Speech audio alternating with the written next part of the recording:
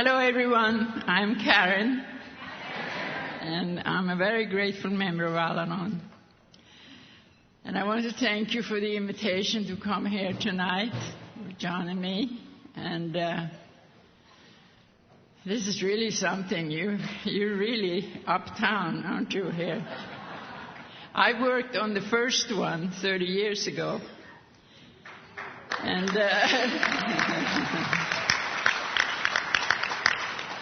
it was held in Anaheim in those days.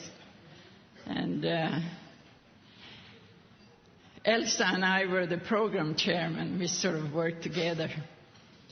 The ones she didn't get, I could get, and vice versa. And I must say, these flowers, is it Robin that's responsible for this? In that first AFG convention, they were crazy about styrofoam and pipe cleaners for centerpieces. So, isn't it true? And they would say, you know, you can take this home. And anyway, I was born far, far away, long, long ago, in Lapland, Sweden. My father was building a railroad up there. And I had one older sister and a full set of parents. And they was drinking. Not all the time, but on weekends they partied and had a lot of fun. And a lot of drinking. Aquavit, if you've heard about that. And when I was 10 years old, we moved to Stockholm. I'm cutting as I go. And my father had found work down there. And his drinking increased down there. I think he was trying to do it geographic, but it sort of backfired. And I began to have real problems with his drinking. My mother and my sister never said anything. Can you hear me? Oh, it does bounce back, doesn't it? And but I could never keep my mouth shut. And I can remember my mother saying to me, "Now Daddy's coming home. Please don't say anything. Go to your room or go to a friend's house." And my daddy would come home and come in the house, and he was through for the day. He'd been drinking, and he just wanted to go to bed. Well, if I had to prop him up, I was going to tell him how I felt about his drinking. He was not going to go to bed. He was going to listen to me. And I can remember my mother hustling me out of the house many times. When I was 15 years old, I quit school because of his drinking. I had gained entrance to a better school. You had to test out for it, and I came in. But that's what I did. And it took me all the way in to Al-Anon to learn that it wasn't anything he did. It was, I wanted to quit school, and I did. But of course I couldn't make any kind of money. I ran errands in a little office. So I went back to school, but I got a little job in a movie theater. I loved going to the movies. And I sold chocolates in the movie theater. The summer I was 17, I was working in an office in Stockholm, and one of their southern salespeople came up. And he was beautiful. All we ladies, we whispered about this guy and wondered about him, and we used to straighten our seams when he came around. You'll have to explain it to the kids. And all the ladies, talked about him. But he liked me. And we began to go to lunch together and breaks together. And so the summer went by. And one Saturday he asked me, in those days you worked half day Saturday. And he said, what do you do on Saturday night? And I said, I go to the Winter Palace and dance. Doesn't that sound great, the Winter Palace? And it was like the Palladium. And they had a big band that played Glenn Miller and Artie Shaw and Tommy Dorsey and all that good stuff. And he said, I'll come and dance with you. And he did. And that was the beginning. And he spoke with a southern accent. We have a south in Sweden too. And very close to Denmark. And I couldn't always understand what he said. And a couple of times I said yes when I should have said no. But moving right along. In a year we were engaged, and 6 months later we were married. And you see, the most marvelous part about this man was that he didn't drink. He could sit a whole evening with a snifter of cognac. And that was all, you know. That was drinking, I know, but it was not the kind of drinking I had seen and experienced, you know. When we had been married 6 months, John said to me, how would you like to go to America? And everything was going okay, according to my script, you know. And he said, we're going to go to Los Angeles. And I had always wanted to learn to speak English, and here it was going to happen. And so off we went. And in 1948, these are old times. We had been married 1 year when we came to America. And when Johnny said we were going to Los Angeles, I knew it. We were going to be in Van Johnson's backyard. And we were not, drinking was not a part of our life then. We were busy becoming Americans. And we have pictures of ourselves in front of every palm tree in Los Angeles, I think. And after a year out here, we had our first child, a girl, Carolyn. And when she was 3 years old, we should go home to Sweden and show her off. And our families really wanted us back again. So in those days, we flew to New York, and then we went by ship over. And John's relatives in New York said, now when you go across, instead of taking Dramamine for seasickness, why don't you drink Scotch? And when they said that, I said, what a great idea. I forgot all about how I hated drinking, and I really did hate it. And we danced and romanced ourselves over to Sweden and drinking Scotch. And when we got home, people were throwing parties for us, and we had a good time. But we came back to the States, and by that time, Johnny had a job with an expense account. So now we really got serious about having fun. And we went out, we took people out, and they took us out, and we had parties, and we went to parties. And we had so much fun that in no time at all, we had 4 children. And by that time, we had moved down to Corona del Mar, and I'd be on the beach in China Cove with the children during the week, and then on the weekends, we'll take off and party. And that's how we live now. But I began to see that this wasn't really what I had in mind. Because when you live like that and party like that, there are flirtations and recriminations and accusations, and we started to do that. We moved to Anaheim at this time, and we needed a bigger house for all these children. And the East Anaheim crowd were much more sedate. They belonged to the right organizations, and they took their children to scouts and all those things that we hadn't thought of yet. And they went to church, and they were civic-minded. And I wanted us to be that way, too. But by this time, Johnny was a daily drinker, and he was a morning drinker. And I really began I had sort of pushed this whole thing away from me. And because when I married John, I thought my life was going to be so different from my mother's, not having to stand at the window and wait and all those sad things. And it was happening to me now. And some days, the only way I could function was if I was angry. Then I could get my work done. But if I really let myself feel how sad our life had become and what turn it had taken, I couldn't move.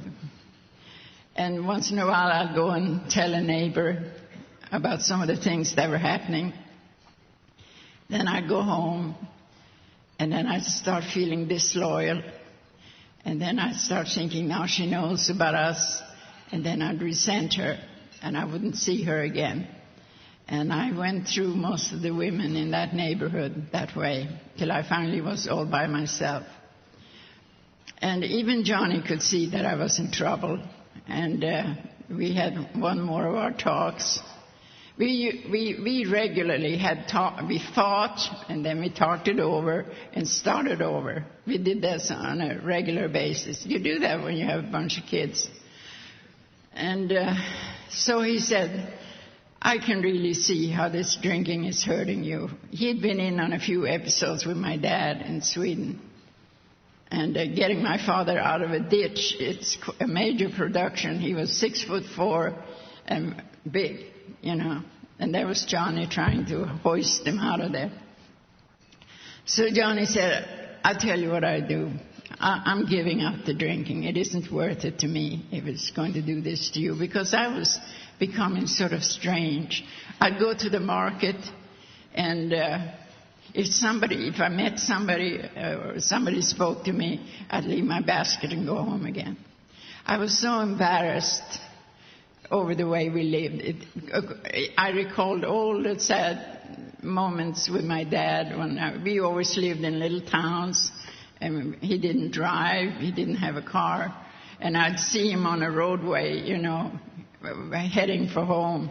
And I would go way out of my way so I wouldn't have to meet him or be seen with him.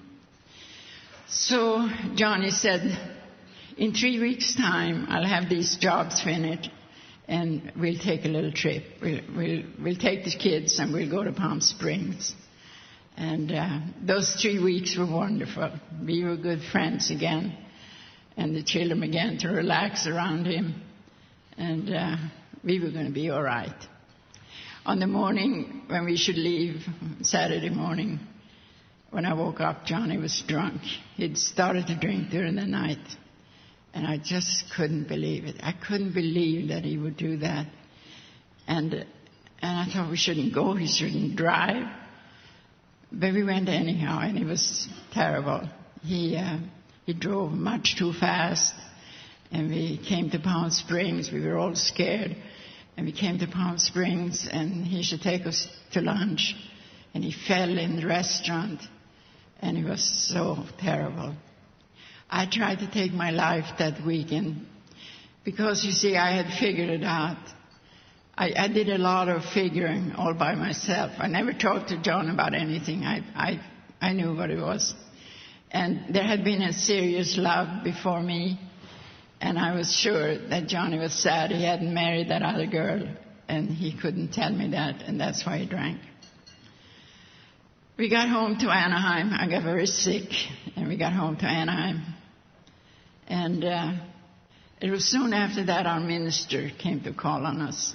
And we were not regular churchgoers. I took the children to Sunday school, and we'd go sometimes. And he said... I wasn't going to tell him about our life. That was one thing I wasn't going to do. But he was so kind and thoughtful that I began to tell him about my father's drinking. And pretty soon I was telling him about John's drinking. And he said to me, why don't you come and talk with me in my study once a week? And John can come on another day, and I'll talk to him. And I thought, oh, he won't do that. He's so selfish. But I told him the next day what the minister had said. And he said, how kind of him. Of course I'll go. And that surprised me. For now we were getting help.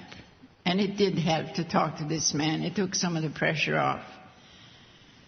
But it was over a year later, and we went once a week each, and he said to me then that, yes, he said, I do think John is an alcoholic. And now I had thought of John as an alcoholic for several years already. It was no secret to me. I'd seen drinking like that before.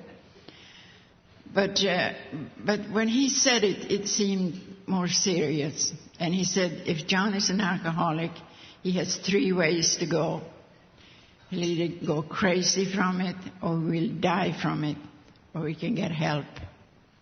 But I never even heard the last part. It didn't register with me. And as I was walking home from his study that morning, it finally dawned on me that I wasn't going to be able to fix John. Nothing I said or did made any difference. Here it was, over a year later, and Johnny was still drinking. And I think something happened to me that morning. I didn't understand it then, but I understand it now because I've seen it happen to people who come to Al-Anon with someone still out there. I gave up. I didn't understand it, but that's what I must have done. I just realized that he would drink like that, and he would never stop.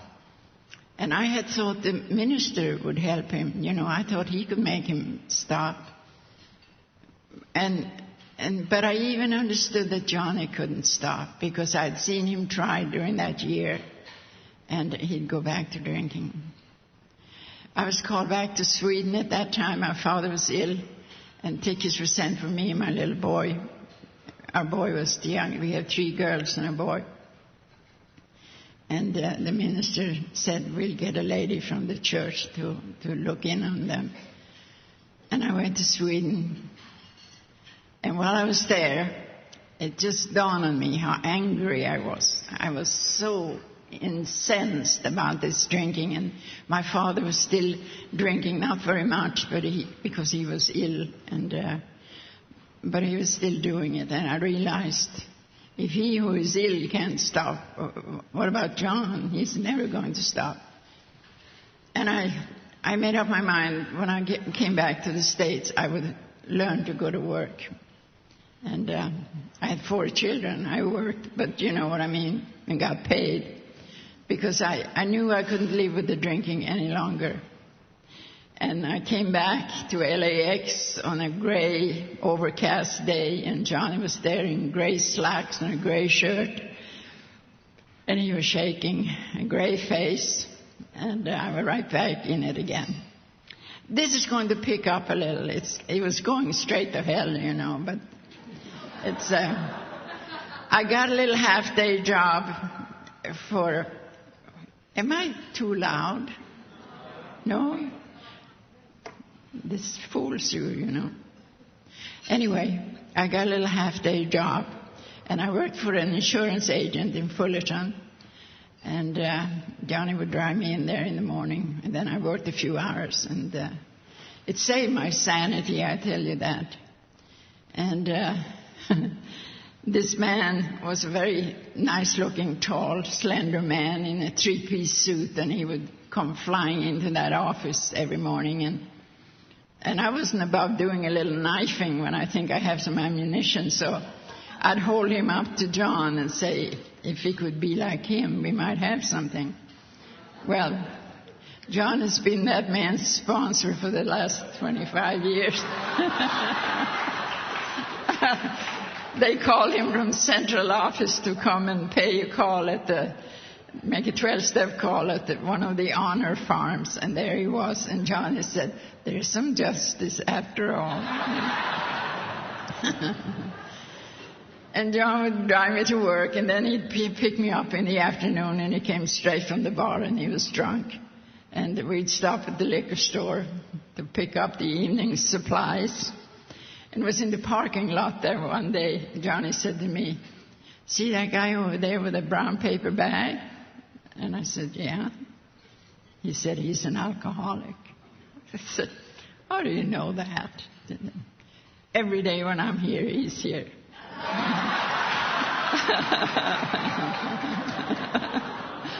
So, well, we weren't fighting much anymore. I mean, I came home and I took care of, what I had to do.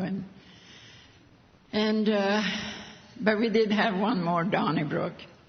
It was time for Carolyn's open house at school. She was entering junior high. And Johnny always wanted to attend the children's functions, He thought he couldn't be as bad as I said he was if he did that. And of course, it was a pain to have along.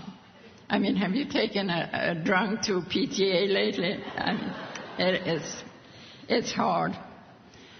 And so it was here, He said, it's time to go over to the school, let's get going.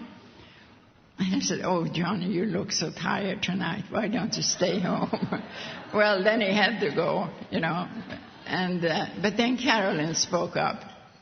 And she said, Daddy, I don't want you to come to my school. You're a drunk and you always embarrass me. And Johnny slapped her across the face. And that really set us back. That hadn't happened before. And I know what it did to me. It brought me back to when I was her age, And I thought, my God, this is my first teenager. I have 3 more coming along. And I really thought about this thing. And we had one more of our talks.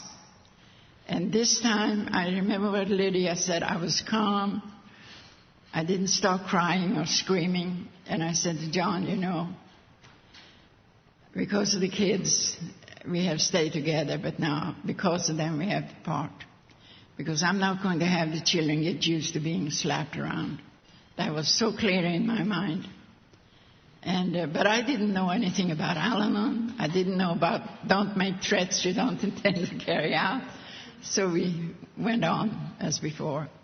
But then one night, John came home and he said, I'm not drinking anymore. I said, you're not? No, he said, I've been going to Alcoholics Anonymous, and I don't think I have to drink again. Now, you have to use your imagination. Here we were, a young family with young kids, and Johnny was 41, and I was 35, and I hadn't noticed that this man had quit drinking. I mean, I made a point never to look at his eyes. I didn't want to be happy again. I didn't want to feel good at all because it was so hard when he would start drinking again. Well, now every day he came to pick me up at work. He came and he was sober. And he was full of stories about Alcoholics Anonymous and the Al-Anon Club in Anaheim. And then he began to talk about Charlie. And he said, this Charlie, he said, he's such a guy. This is what he told me today. And this is what Charlie says. And Charlie said this.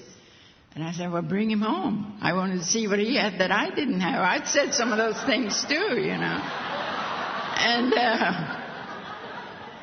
so one night, here they came from the meeting. And here was Charlie. And he was a tall, nice-looking, tan man. And he was sober. I could see that. So now every night after dinner, Charlie showed up to take John to a meeting. Sometimes he had dinner with us. And they'd get up and they would see you at 11, And, of course, that's also the time in a household full of kids that it's nobody's turn to do the dishes. Nobody can find their homework. There's no shampoo. She used my sweater today, and on and on. In fact, Carolyn had said to our boy, who was 6 at the time, that you should go out there and do dishes too, just because you're a boy doesn't, excuse it. So she said, get out there in the kitchen, Johnny. And Johnny said, I've got cramps.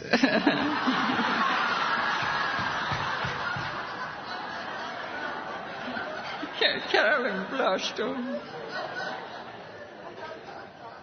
This is even, isn't it? Yeah. Okay. And so I accepted this going to meetings every night for about a month, I guess. And then I started to think. And then I said, it's still his show. I'm still stuck here at home, and he's out every night. So I took it up with him next morning. I said, is it really necessary that you go to a meeting every night? And he said, I'll check.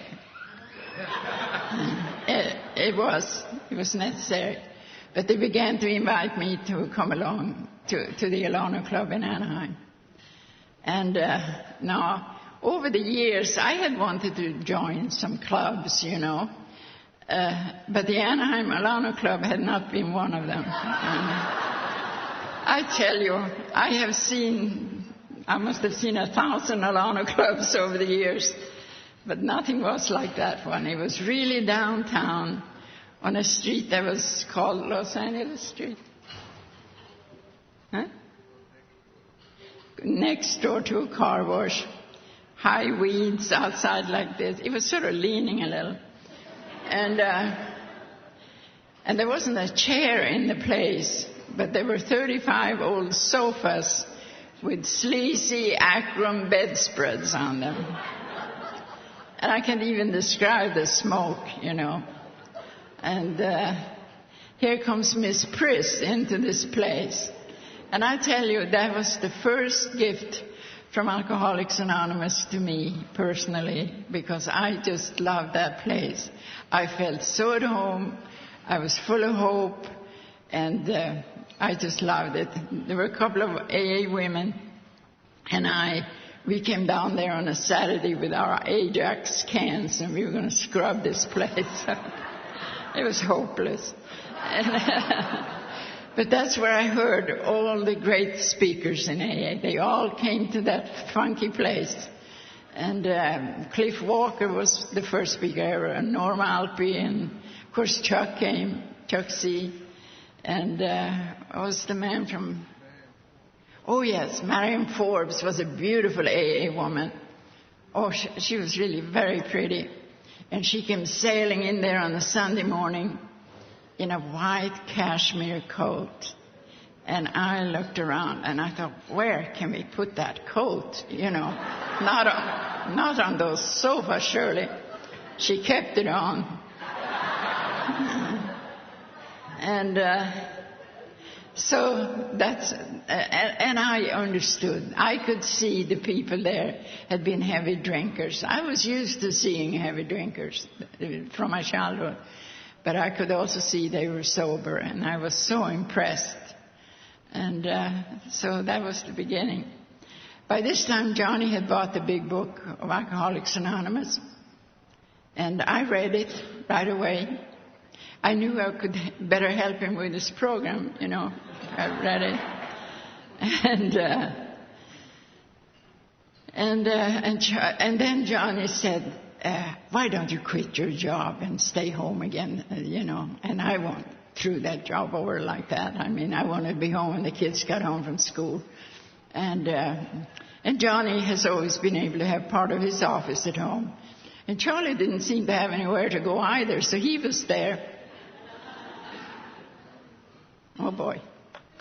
And but I didn't care. They were going to work this beautiful program together, except I could never hear them talk about it. They told a lot of funny stories, and they laughed a lot. And they examined Charlie's automobile. He had an Austin Healey that they were always under the hood of. And I began to think, I might have to pick another sponsor for John. This isn't working, And but then I figured it out. Johnny hadn't told Charlie what he'd put me through. You see, Charlie didn't know. So one Sunday I drove over to Charlie and Virginia's house, and I told them everything. Palm Springs, the whole thing. And they didn't say very much. I remember they looked at their shoes a lot. But that's when Charlie began to talk to me about going to the back room of that Al-Anon club. And that's how I came to Al-Anon. And, I knew that was for me. I could understand that. But I was still keeping my ear tuned. We were in the little bitty room in the back, and the AAs were in the big room in front. And we would be so serious in there in the Al-Anon, and then all of a sudden you hear this laughter from out there, from the AA room. And I thought, God, this can't be any good. They're laughing, And, frankly, I was so glad that John was sober. But I hadn't figured on that he was going to be happy and admired. I had thought, I used to talk to myself at home when I was vacuuming or something. And I thought, I hope they straighten him out, and I thought maybe they could even rough him up a little bit. But anyway, but I tried reading all the stuff, what literature we had in those days. And then they started in with do's and don'ts. Well, so many of your Al-Anons, you know what do's and don'ts are. There are about 9 do's and 10 don'ts. And I felt I was doing some of the do's. I was learning the facts about alcoholism, and I was attending meetings often. But then we come to the don'ts. Don't try to nag, dominate, scold, and complain. Don't lose your temper. Don't bring up the past. Don't keep checking up on the alcoholic. And I thought to myself, well, isn't this going to make it cushy for the alcoholic, these rules. And I thought, who in hell has written this stuff? And then, and I came to the conclusion, they wrote it,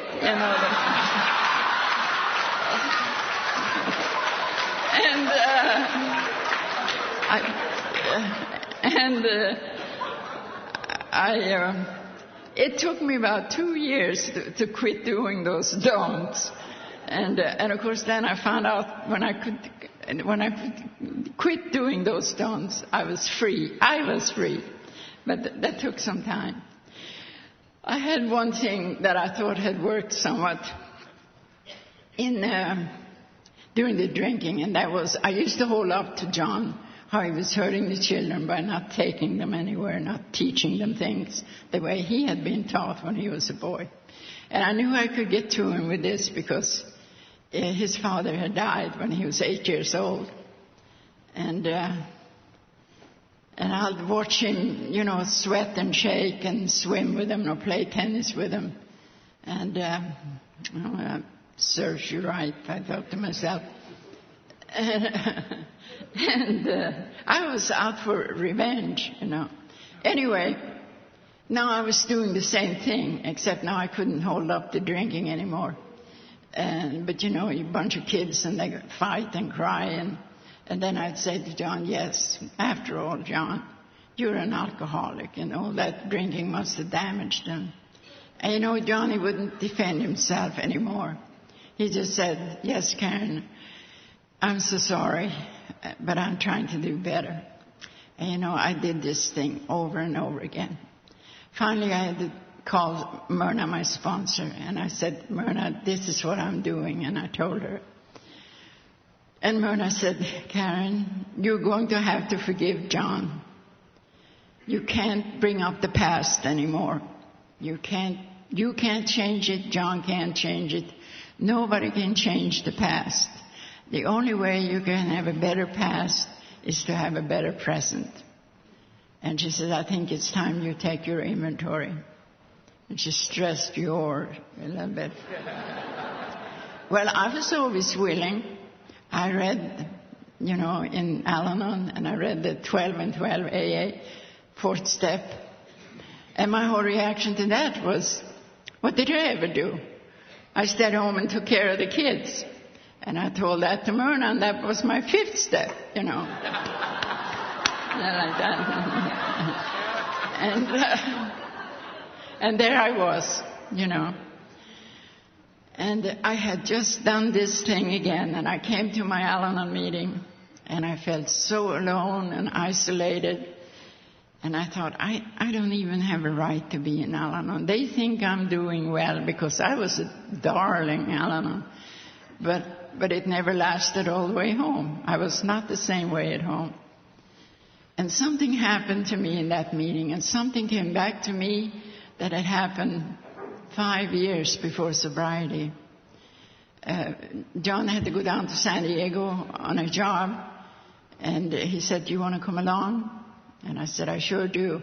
I had found out something. I'd overheard a telephone conversation, and I'd figured the rest of it out by myself.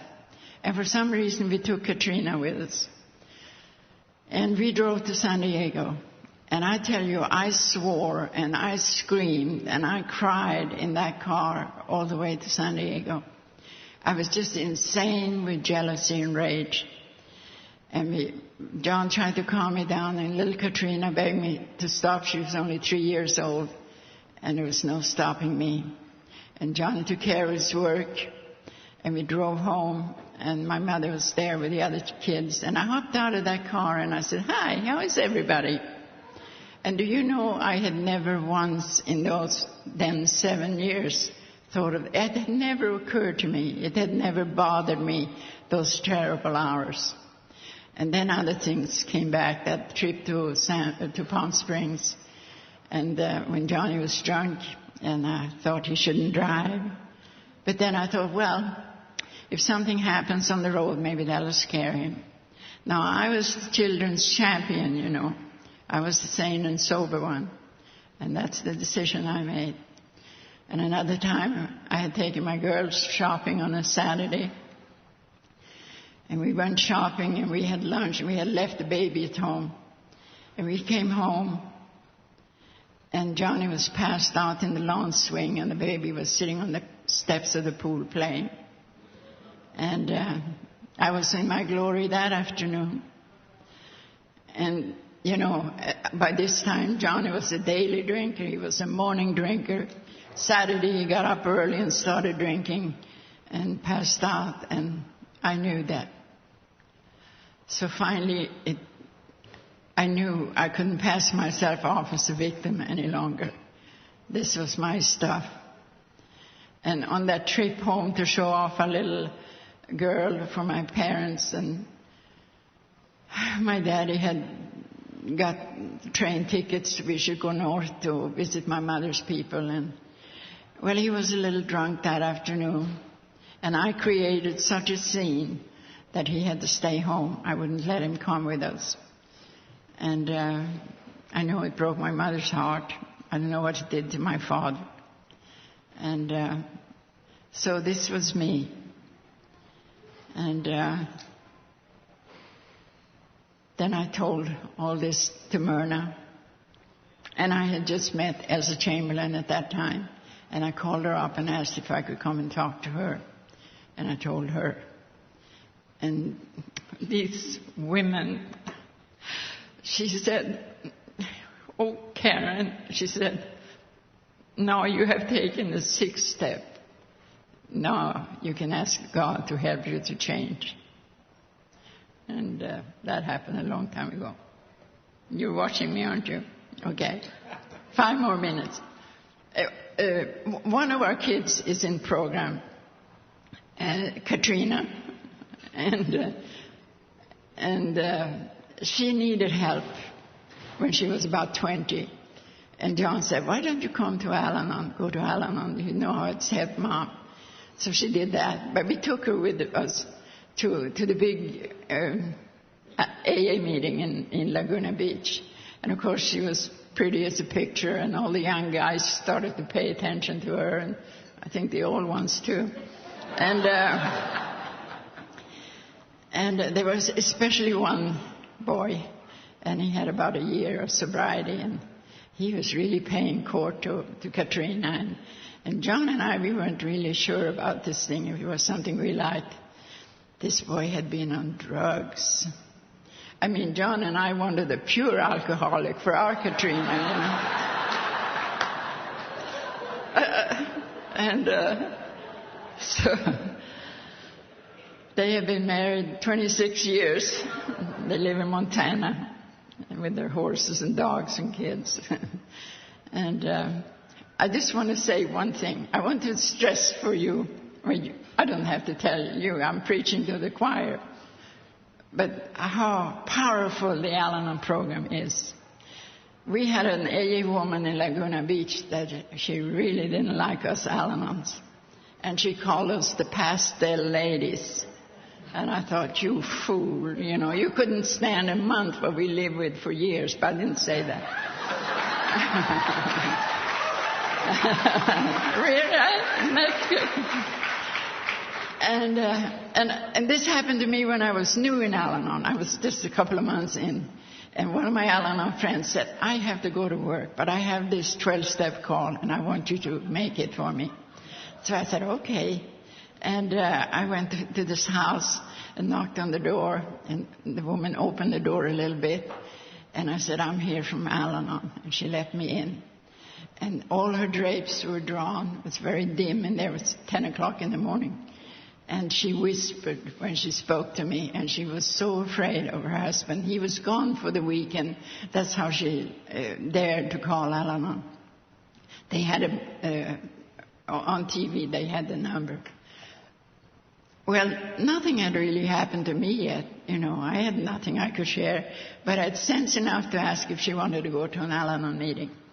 And we went that night. And she heard something in there, felt something. So we kept going to Al-Anon. Well, of course, he was back again now. And he'd be out there on the front porch glaring at me, you know. But she'd come out and we'd go off in the car. Where she signed up for a business course at Anaheim High. And she had a long green Buick automobile that she fired up again, got the battery. She had been so afraid she couldn't drive even. And, well, then I had heard in AA already, I knew that you couldn't promote this thing, but I threw that rule out. And I told Johnny, you go and give a 12-step call to this man. So Johnny said, he was glad I was kind of decent to him once in a while. And so he did. And this guy told him, if you ever show your face here again, I'll kill you. And he took his shirt off, and he had back operations, and he was on morphine and boobs. So, well, that didn't work. So then we kept going to Al-Anon. And then one night when I came to get her, he was livid. He was out there on that porch, and he screamed at her, if you get in that car with that silly woman one more time, you needn't come back. I changed the locks on the doors. I'll close the account. You'd be begging in the street. That woman broke up our home. She broke up our marriage, and on and on. And I sat in my car, and I thought, yeah, I'll go back in with him. This was a dumb idea from the beginning, you know, but she just let him go on. And then when he drew his breath a moment, she said, I'm sorry, but I have to go to my meeting. And we drove off. Well, then he saw she wasn't afraid of him anymore. So he said, okay, I'll tell you what, I'll go to one of those stupid meetings, and then I don't want to hear about this anymore.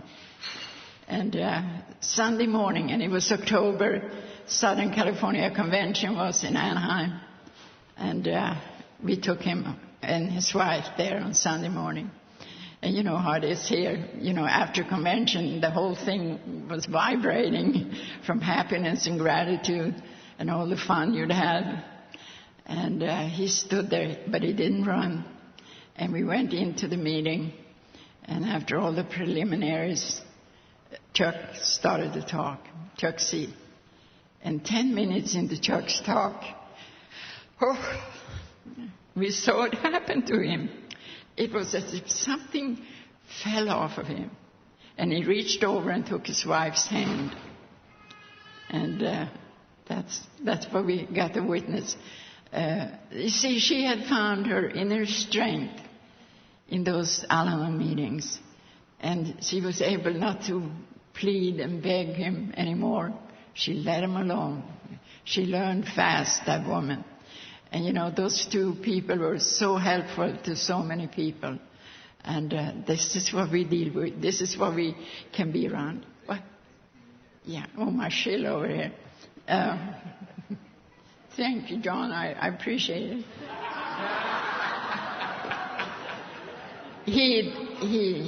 He died. He was sober 18 years when he died of a heart attack. And so that's what we have. I tell you, when I was newly married, and I truly had the world by the tail, didn't I have this beautiful man who didn't drink? If anybody would have said to me that alcoholism would be part of my married life, I would have said, no, sir, not in my life. And then during those dark last days of alcoholism, and it gets so sad and frightening, if anyone had come to me and tried to explain about this way of life we have here today, I would never understood. There was nothing in me that said I would be a part of anything like this. So I'm so grateful to Alcoholics Anonymous and to Al-Anon and to all of you. Thank you.